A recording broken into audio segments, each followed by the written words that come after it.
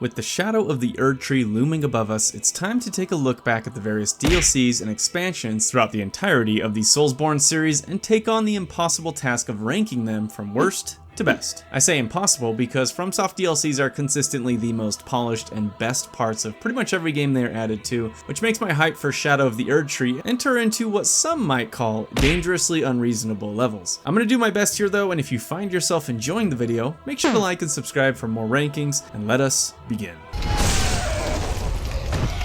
Number 8, Sekiro: Shadows Die Twice. Coming in at dead last as the absolute worst DLC in the entire Soulsborne series is the one for Sekiro: Shadows Die Twice, which is the worst because it doesn't exist.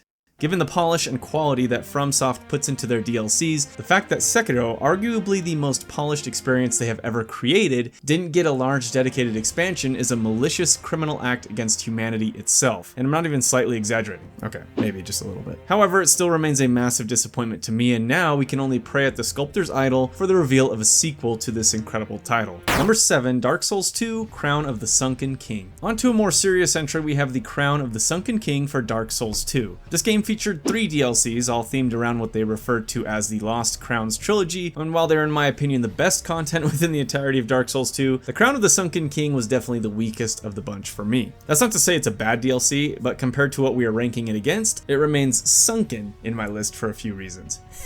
While I enjoyed somewhat the intricacy of Shulva, the Sanctum City, and its many secrets, it also took some of the more frustratingly difficult aspects of Dark Souls 2's gameplay, namely enemy ambush groups and platforming, and really just turned them up to 11, with a bunch of poison thrown in for good measure. The ambience of the darkened city is actually pretty fantastic, but the color scheme of these gray-green stones just becomes really monotonous, and the longer you spend in these shadowy ruins, the more you begin to turn hollow yourself. The boss fights are pretty good, one being sort of a retread of the final boss in Dark Souls 2, and a fully realized actual dragon fight that, compared to the ancient dragon in the base game, just felt way more fleshed out and refined. The Gang Squad fight is of course kind of disappointing. Overall, although it's low on the list, I still consider Sunken King a very enjoyable and unique experience. Number 6, Dark Souls 2: Crown of the Ivory King. This DLC takes players to the frozen, bitter ruins of, I think it's pronounced Ilium Lois, and as much as I want to love snow-themed areas and aesthetics, for some reason they tend to be some of the weaker designed areas of FromSoft, as they keep relying on these blizzard mechanics in an attempt to hide what is fairly barren open areas, and Ivory King's snowfield is a perfect example of this for me. For those that want to be endlessly ganked by nightmare reindeer that never stop respawning, well, do I have the DLC for you.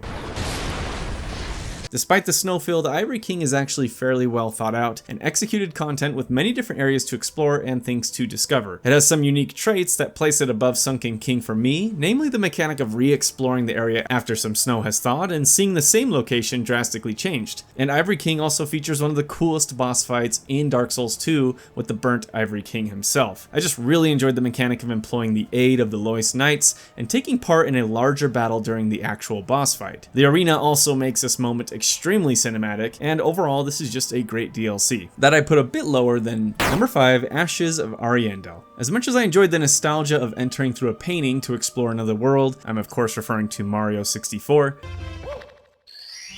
Ashes of Ariandel, despite doing many things well, was ultimately a bit disappointing to me when it first released. Returning now with the full Dark Souls 3 experience, it's clear that the majority of the post-launch resources went towards the Ring City, which, video spoilers, absolutely paid off in the end, but it can't help but make me feel Ashes was a bit of lost potential and just kind of left behind. Once again, I'm drawn to its snowy theme, and it has some novel enemies that can be fun to fight. The main areas in this DLC in general are just disappointingly small and really quick to navigate. Ashes doesn't feature any of the unique and twisting level design of other Dark Souls 3 areas, and while it's somewhat enjoyable, the thing that really elevates Ashes is of course the final bosses of the DLC, Sister Frida and Father Ariandel. I'm not sure what it is about these female bosses that make FromSoft just absolutely pop off, but I'm all here for it. The cinematography, voice acting, atmosphere, gorgeous animations and movesets, and finally desperation as you battle this deadly duo is one of the best moments within the entirety of Dark Souls 3, and just generally one of the best boss fights of all time. This singular singular fight absolutely elevates this DLC immensely for me,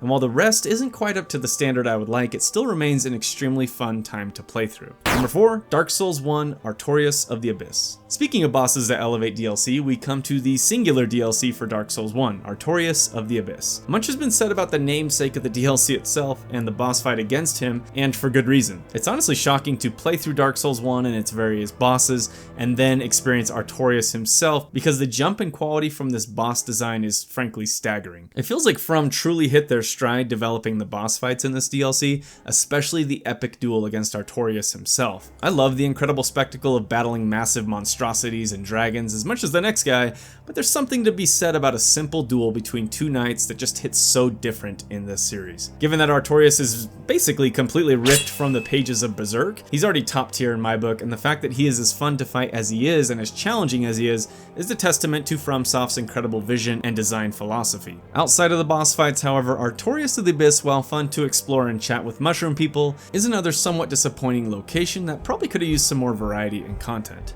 But considering how high the quality of the content is, especially compared to Dark Souls' later areas, I think I can give it a pass. The lore is really interesting here as well, as you essentially travel back in time to fulfill the legend of Artorias himself, which is only known to you because you're in present day, which means the deeds you learn of this warrior is basically ones you carried out yourself, which is as confusing as it is epic. Overall though, this is a fantastic DLC. Number 3, Dark Souls 2, Crown of the Old Iron King. What makes Crown of the Old Iron King rank so highly for me is the verticality and intricacy of its level design. Yes, the Iron Passage and boss runbacks are absolute nightmares to experience, and yes, the enemy ambushes are ruthless and in many cases bullshit, but I can't help but love just how brutally difficult yet beautiful this area is. Visually, the image of these crumbling towers soaring high above this expanse of lava flows as great rusted chains connect and link these towers together just shows such a leap in environment design and atmosphere from the base game of Dark Souls 2 for me. The various routes you can take, the optional bosses and locations to explore as you descend down these towers, all of it just comes together so beautifully. The Crown of the Old Iron King is an amazing and difficult experience in general, but then you reach the bosses and oh boy,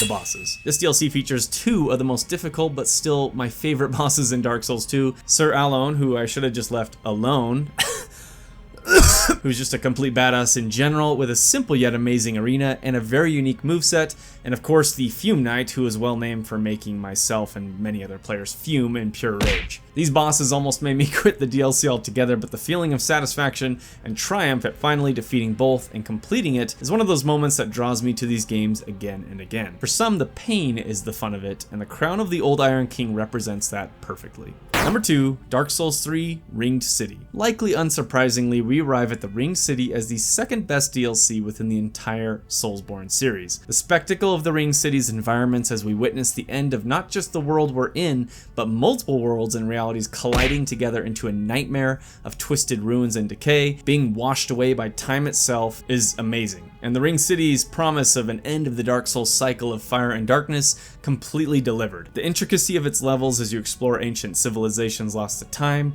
the depth of its challenges, the quality of its content, the Ringed City felt like a true and proper expansion to what was already an amazing experience with Dark Souls 3. And while it didn't do a whole lot of newly innovative things with the gameplay outside of new and greatly improved PvP mechanics, it took what was there and polished it to a mirror shine. Not only does the Ringed City feature some of my favorite levels in the game as you explore, but two of the best boss fights in Dark Souls 3 with Dark Eater Midir and Slave Knight Gale. Both are top tier 10 out of 10 bosses, and both are so unique and different from each other that it's incredible what FromSoft was able to pull off with their designs. Midir was the gold standard for dragon fights, at least until Elden Ring came along, and Slave Knight Gale remains one of the most epic and poignant knight duels within the entire series. The visuals of seeing Gale in the sand-blasted ruins at the end of time itself, as you desperately battle each other in this forsaken place, just gives me chills thinking about it even now. Overall, the Ringed City is a masterpiece in design and was absolutely everything one could want from a DLC, from new bosses, levels, and weapon design. Just an amazing experience. Number 1, Bloodborne: The Old Hunters. But Rogue, you might say, you rank anything Bloodborne related first in every list. Hell yeah I do, and I'm gonna do it again, just watch me. The Old Hunters brought Bloodborne from my favorite game in the franchise to my doubly favorite game in the franchise. I'm not sure how that works, but it did. Those first moments entering the Hunter's nightmare and seeing the familiar streets of Yharnam now covered in infection and decay filled me completely with dread, and the DLC only descends further into madness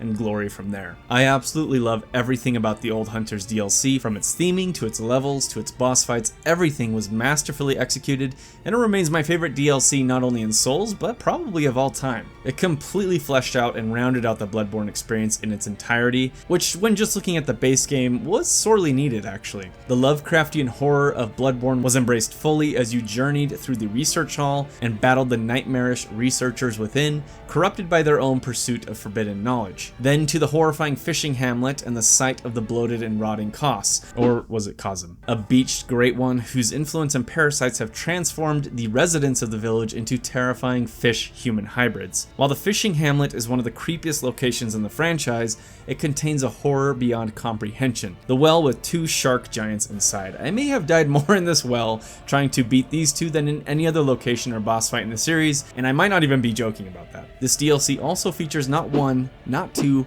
but 3 of my favorite boss fights within the franchise, and I don't know what was going on with FromSoft when they made this content because they were absolutely cooking. From Ludwig, an accursed healing church hunter and wielder of the legendary Holy Moonlight Sword, whose manic and crazed beast form recedes just long enough for him to wield his blade one last time in an attempt to absolutely annihilate you. To Lady Maria, whose lore, design, and moveset remains one of my favorites of all time, especially when she just starts flinging fire and blood around. And to the Orphan of Kos, the boss that brought me closer to completely giving up on a title more than any other boss in the series. While I may have forgotten the numberless deaths I had at the hand of this monster, I will always remember when I finally killed it for the first time. And that feeling of triumph and satisfaction was unmatched. The Old Hunters is an absolute masterpiece and remains the best DLC FromSoft has ever made, for now.